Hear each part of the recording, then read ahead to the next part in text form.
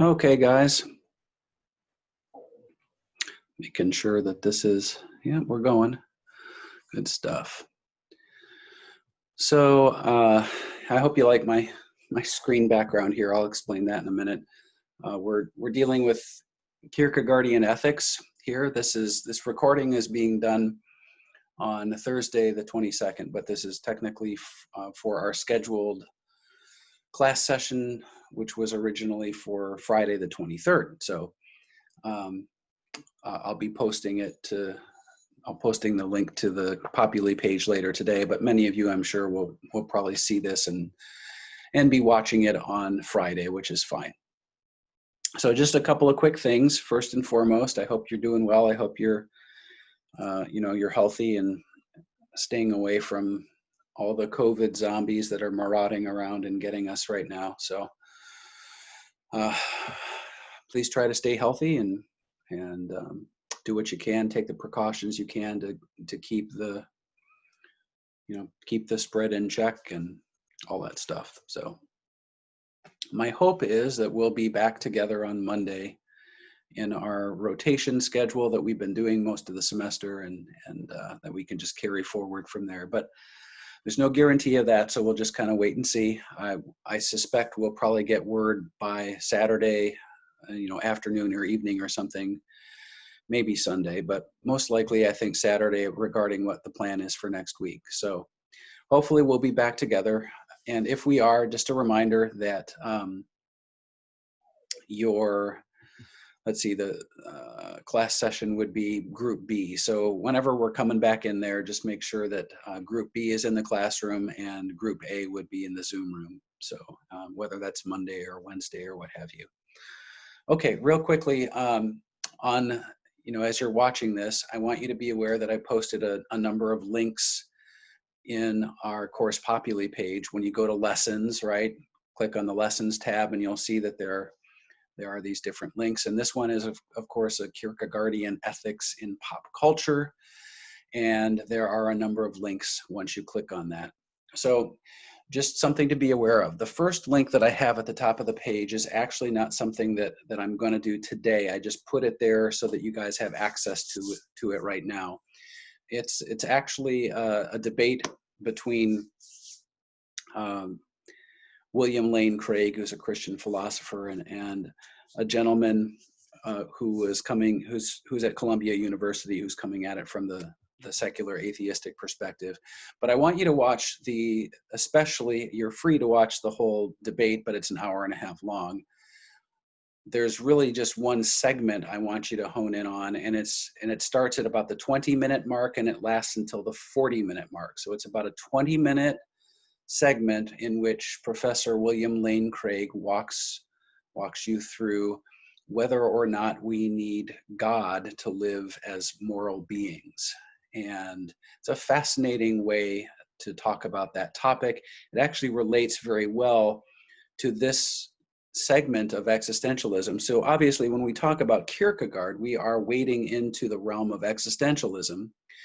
But I specifically wanted to differentiate between a couple of different subfields of existentialism in this course, because it's such a prominent philosophy with all these different offshoots.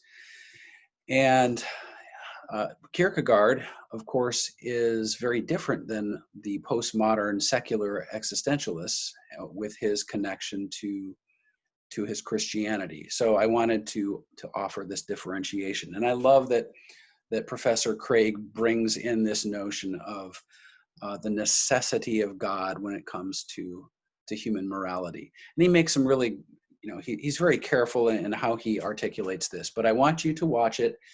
You don't have to watch it right now, so you don't need to pause this video and go watch that link. I want you to have it watched before Monday. So whether we're in class together Monday or whether I post a recording or something for Monday's class session, regardless, I want you to have that link with the William Lane Craig video segment. I want you to have that watched by Monday, okay? It's about a 20-minute segment, as I said. So for right now, here's what we're going to do. I want to talk a little bit about Kierkegaard again.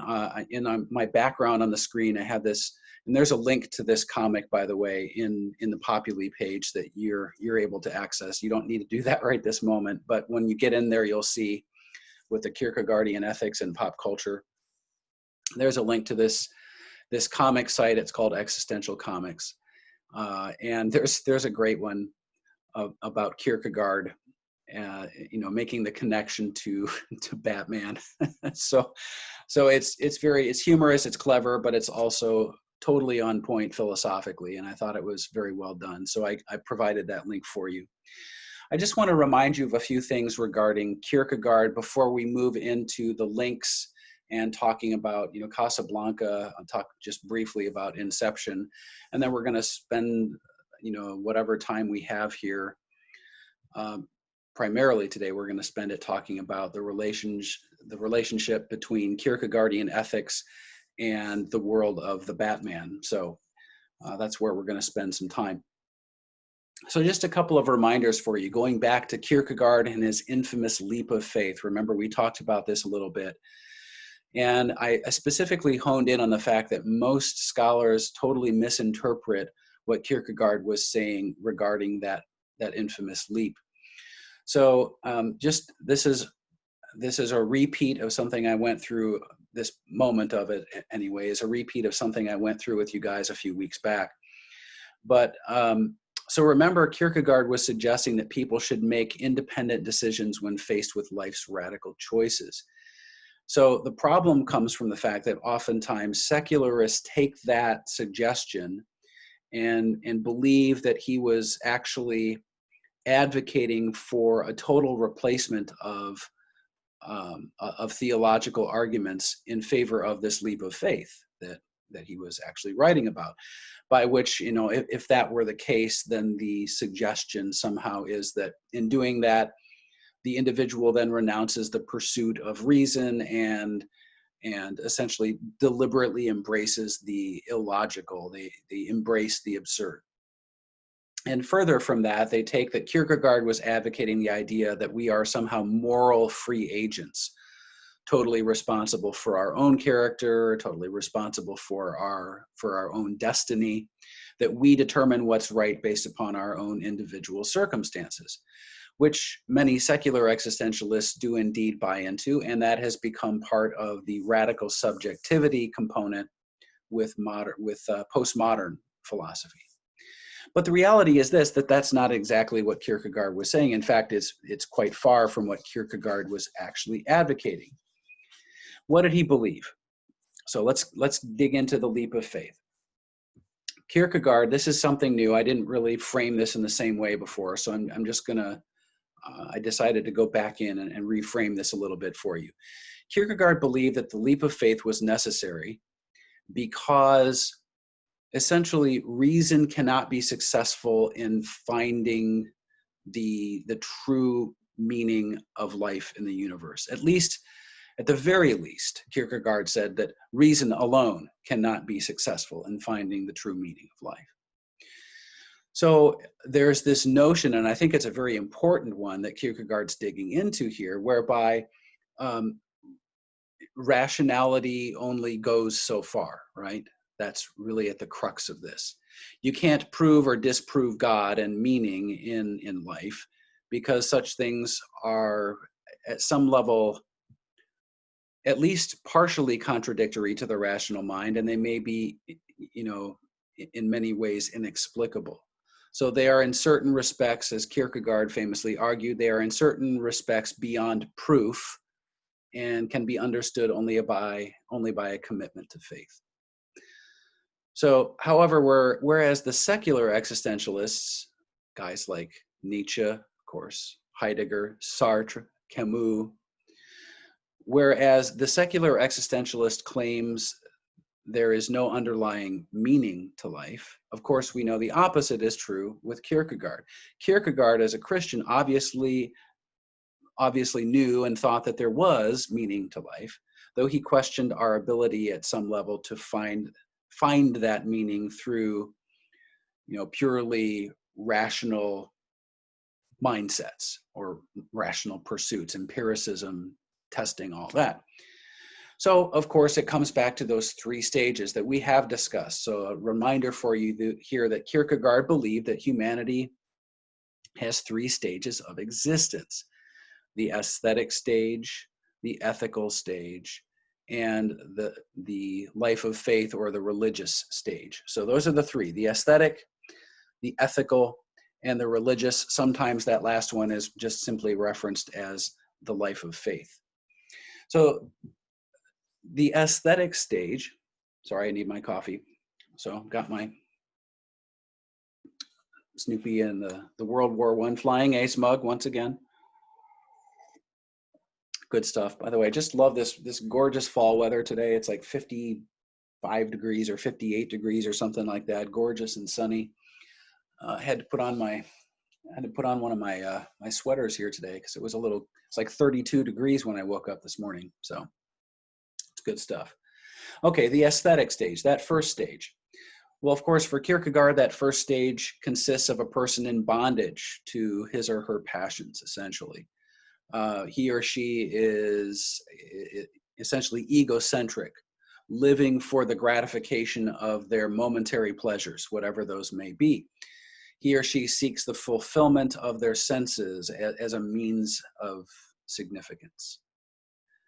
And eventually, the idea here is that in this aesthetic stage, that kind of a less than meaningful, perhaps even a meaningless existence is a grating one, and it preys upon the mind and the spirit and the body. And eventually, the individual realizes that they can never get enough out of life by living that way, and they are driven to despair.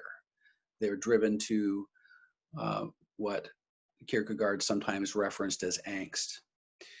And at that point, when a person reaches this realization of despair, then the idea is that they move on to the next stage, which is, of course, the ethical stage. And it's in the ethical stage that the person seeks discipline and order as some sort of a means of salvation. So he or she may, in this ethical stage, they may commit themselves to law and order and rule and structure and some semblance of societal or civic duty, things along those lines, because they think that order, through abiding by order and moral obligation, that they may attain the meaning that they have not been able to find to that point in their lives. But the stress, right? So there's still this despair that still is percolating in there, even in the ethical stage. And so even in the ethical stage, it's a much better stage. They're actually doing much more of the things that they're meant to do as human beings. And they're certainly not lost back in that aesthetic stage where it's just literally about momentary, pleasures and selfishness and all the rest. So the ethical stage is certainly a sign of maturing that has been taking place, but even so, it is not enabling them to find what they ultimately seek. And so the stress of the impossibility in the ethical stage to find that meaning leads again to despair and to the ultimate leap into the final stage, which is what Kierkegaard regards as this religious stage. Okay. And when a person makes that final, religious leap, according to Kierkegaard, they realize a full level of maturity, and they realize not only a full level of maturity, but a full dependence upon their Creator through absolute devotion to him and to his purposes. Now that's how Kierkegaard argued it, because he was a Christian. A more secularized application of this principle would say, absolute dependence upon something or someone, like giving themselves over to that other entity, which can be another human being through this secularized mindset. But we're, of course, dealing with Kierkegaard's original intention here. And as a Christian, of course, he's pointing in the direction of God. So interestingly, and controversially, this what Kierkegaard referenced as the purity of heart to will one thing. This is marked by the suspension of the ethical by behavior that might normally be condemned by society or even the conscience as immoral. It's a really interesting component of his argument. But only by ignoring the mind can a person achieve the salvation that he or she seeks. Kierkegaard in his writing, so when he's talking about the purity of the heart to will one thing, he uses the example of God asking Abraham to kill his own son Isaac as the ultimate situation of this religious man, a person suspending his personal morals and understanding in order to be truly committed to the commands of God and in alignment with God's will. It's a pretty extreme example, and even many Christian philosophers have pointed to the downside of what Kierkegaard does there. But moving back into the previous component, it is, the general concept is that one moves, matures in life and moves from the aesthetic through the ethical, and ultimately, if they're pursuing a life of meaning, they make that last leap into the life of faith, into the religious stage. So when you guys read the comic, I know you can see this on the screen right now. You have Kierkegaard, who has, of course, the Batman cowl on, and he's talking to this priest who, of course, has the name Gordon, just like Commissioner Gordon in the Batman series, right? And you'll see that this is just a little piece of the comic on the screen, so I'll let you access the full comic.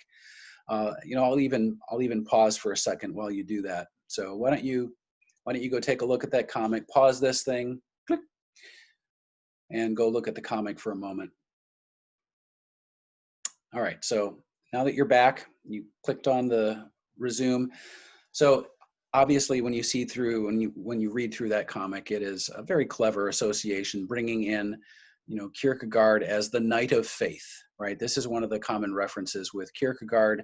And when we say knight, as in a shining knight, a knight in shining armor, right? Or in this case, oftentimes there has been in the modern era here this connection to the knight of faith, pursuing in angst, in despair, coming to realize, many of the realities of the world that we live in, and still being able to do one's duty and find ways to make a contribution. So this is a clever comic that's taking some of those concepts and putting them in play. But I also wanted you to focus on two other elements. So for starters, I want you to, there are a couple of links. The first link I want you to click on is actually a link to Casablanca, and it's one of the great sequences in all of film.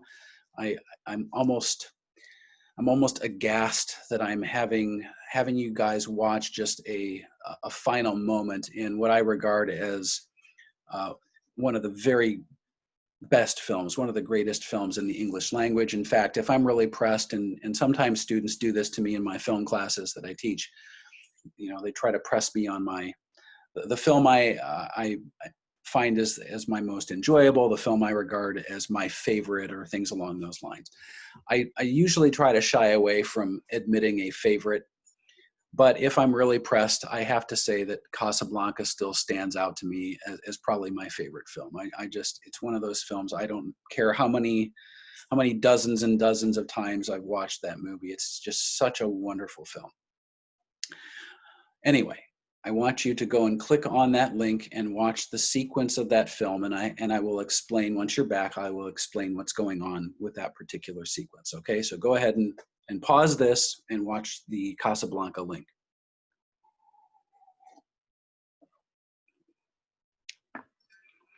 Okay, so we're back, and you just watched the Casablanca link. And here's what you need to know about the film. So the film takes place during World War II in North Africa, right? And in what was then French Morocco, in the city of Casablanca. And it revolves around a bar owner named Rick Blaine, played by Humphrey Bogart, who in the course of this film goes through a very interesting transition. And in the beginning of the film, we're introduced to Rick Blaine in the aesthetic stage. What does Rick Blaine live for? Rick Blaine is a pretty broken man. He's a very dissatisfied, cynical, and like I said, a broken human being who is still reeling from the experiences of his life, and he's in a state of severe angst and despair. You know, he famously tells just about anyone who will listen that he only looks out for number one. Essentially, he says he sticks his neck out for nobody, and you know, he comes across as the ultra pragmatist who's just going to look after his business and make a profit and live his life. And he's presented as a bit of a womanizer. We don't have any details about all of that, but clearly he has been through a string of not real romances, but you know, torrid love affairs with whoever, and he's in a very rotten state, and it's a hedonistic state. He's an absolute wreck.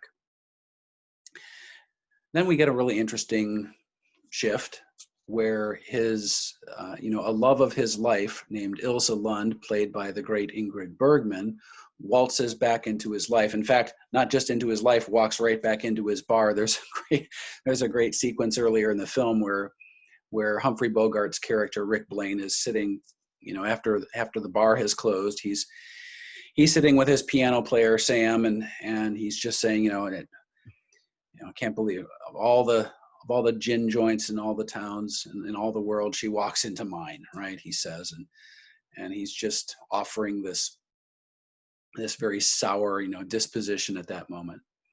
Well, when Ilse walks back into his life, he's reminded of what could have been, and he's still pretty sour about the way their relationship ended. But there are some revelations that are made during the course of the film, and there's something in Rick that is revived, and he goes from that aesthetic stage to the ethical stage.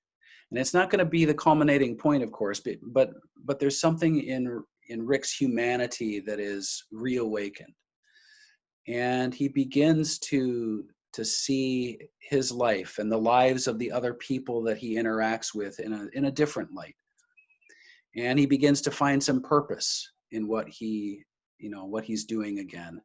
And he sees just the fact that Ilse is there, the fact that he's reminded of the fact that there is good in this world that must stand against evil. There are things that are brought to the forefront in this ethical stage in the course of the film that are actually really important for Rick. And what you just watched with this last clip is the culminating point. Now, this is not presented through Kierkegaard's Christian, stage, where he's talking about the religious stage or the life of faith through a specifically Christian lens. No, that's not what the writers did with this film.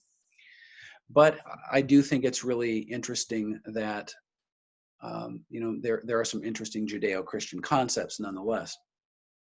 So both Rick and Ilse at this stage have been trying to figure out what to do with their lives.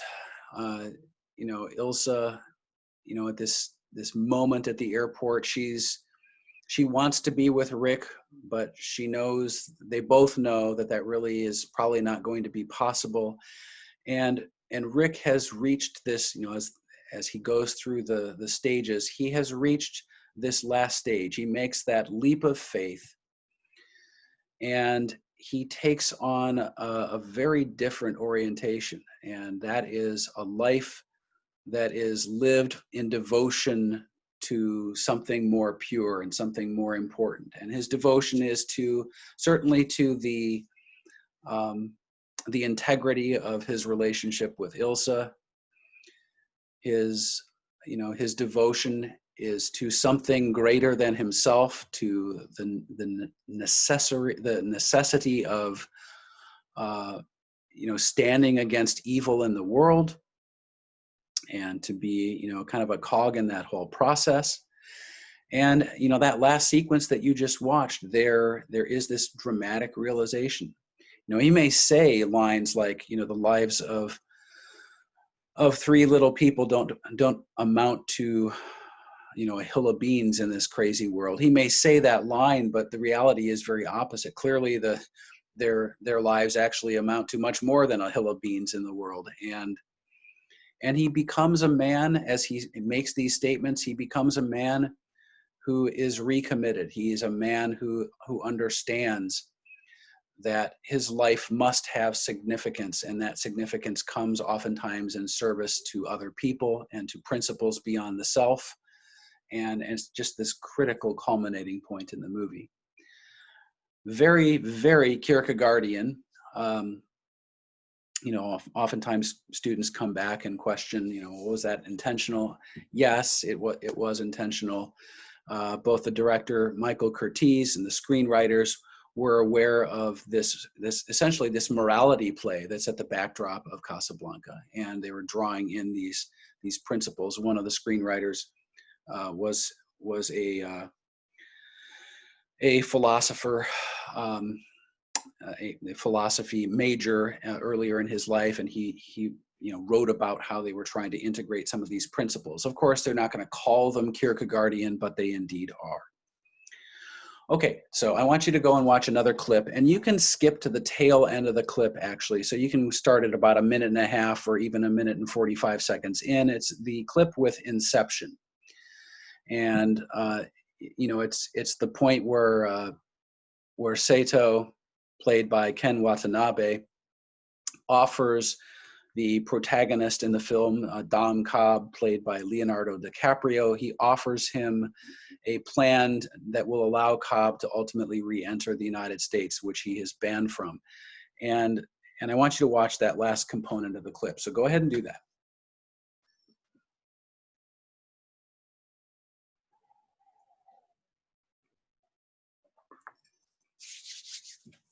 Okay, so you're back. You've unpaused, and hopefully you're back with me here. So the Inception's a Christopher Nolan movie, one of the more revered directors in our world today. And one of the reasons that I really appreciate him is because as I think I've told you, he deals with nuance very well. He really brings in a lot of the philosophical impulses in our world, and he weaves them together. He integrates them so very well into these visual narratives that he creates. And there's almost always a fair amount of very rich philosophy in Christopher Nolan films. And that's certainly the case in Inception, although the premise of Inception is often just, discussed in terms of the field of psychology, which of course is fair. I think there's obviously the psychological depth in the film Inception is really the point of the movie. But there's also some philosophical foundation that has to be in play here. And I love that there is a fair amount of Kierkegaard that's woven into the plot lines. So, as I always tell students, there's no way around this. I'm going to, fill in some gaps, and there will be some spoiler alerts for you here. So I'm going to talk a little bit about the movie and make some connections for you. So in the film, Cobb, played by DiCaprio, he asks both his wife, we find out during the course of the film that she's dead. So some of these conversations are either in memory or they're taking place in his mind. His wife's name is Mal in the film. Cobb asks throughout the course of the film, Mal, he asks Sato, he asks them both to take a leap of faith at different moments in the film, to believe that their world is not real, he tells Mal, and that therefore they need to kill themselves so that they can wake up. That's a conversation he has with Mal. Cobb himself, though, takes a leap of faith to believe that Sato can deliver on his promise to get Cobb's charges dismissed, which, at the beginning of the film, we don't really know what those mean. Yet when Mal asks Cobb to take a leap of faith out of his hotel window, he doesn't. And quite honestly, we don't think that he should. We don't think it's a good idea, although if they were dreaming, there are some questions about that, I suppose. So obviously we don't think that faith is always virtuous, which is a critical point in the film. It doesn't automatically get to be. It's not always something you must act on carelessly, maybe is one of the points to be made. I think in Inception there is this indication, or at least this implication, that faith can come in degrees. Now, granted, this is not theology 101, but I do understand what Nolan and his brother and some of the other screenwriters were trying to do. On the basis of faith, you might believe something that you have little or no good reason to believe. On the basis of faith, you might also believe something that you have good reason to believe is false. I'm inclined to think that most people would agree that this latter kind of faith, we might call it blind faith, is not virtuous. It certainly isn't rational continue to believe something when you have a very good reason to think that that something happens to be false, right? So just a point to be made here. But in a broader sense, I like what the presentation model is here in Inception. When people say that faith is a virtue, they really don't think that it's the belief without evidence part that is virtuous, right? They just think that believing the right thing is virtuous. And I guess for the most part, I would probably agree with that approach. Of course, the trouble is figuring out what the right thing actually is. That's the crux of it for all of us. So should Cobb have believed that Sato could get his charges dismissed? It probably wasn't rational, but it might have been practical. The benefits might have been worth the risk, and that seems to be one of the messages in the film. And maybe when people believe something by faith, that is all they are concerned about, not about being rational, but about reaping the rewards of belief. So I know there are some warnings that we could probably issue from there, but you see that that's a critical element of the film. Now, I want you to go through and do this. We have a little bit of time, so I want you to go through and watch those clips from the Batman film. So there's the clip about with Bruce Wayne's parents being murdered. There's the other clip from Batman Begins where he's, I want you can kind of slide that forward and watch the part where he's training on the ice with Liam Neeson's character, Ra's al Ghul. And I want you to listen to that conversation. And then I want you to watch the other sequence from the different film, from The Dark Knight in 2008, where Harvey Dent who's now known as Two-Face in the film at that point anyway, where he's threatening Gordon's family. And there's a conversation between Gordon and Two-Face and Batman that's really pretty essential. So I want you to watch those.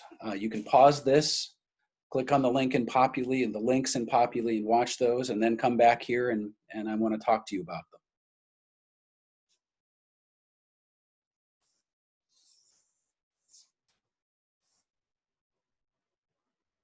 Okay, guys, so we're back.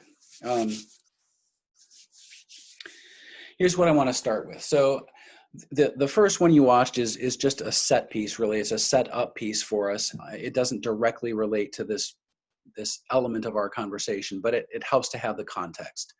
So in the first sequence you watched, the young Bruce Wayne is with his parents watching this play, watching an opera, in fact. And that when they step outside of the theater, they are assaulted by a mugger, and ultimately the two parents are shot. And this is important because it puts Bruce Wayne, it catapults him into the life of angst and despair that he wrestles with for the remainder. And so it's the trigger point for him. It is where his life is nearly flushed down the toilet in a sense, and the trauma, the angst, the despair that he encounters in his life from that point is intense, and he wrestles with how to shake free from it. So that's why you have to watch that. The second sequence is really important for this particular moment because it's in that sequence during the training with Ras Al Ghul, that there is an essential conversation. And it brings us back to something that we talked about previously. So Kierkegaardian ethics are, of course, as we've discussed, they do fall under this general philosophical umbrella of existentialism. And in existentialism, even for Kierkegaard to a very real degree, the key component is what you do. Now, for the secularist, that's all that seems to matter, right? For the secular existentialist, you are what you do, remember? And then we've had the reference, you are what you do, right? From the Batman growl. It's not who I am underneath. It's what I do that defines me. Fine and good.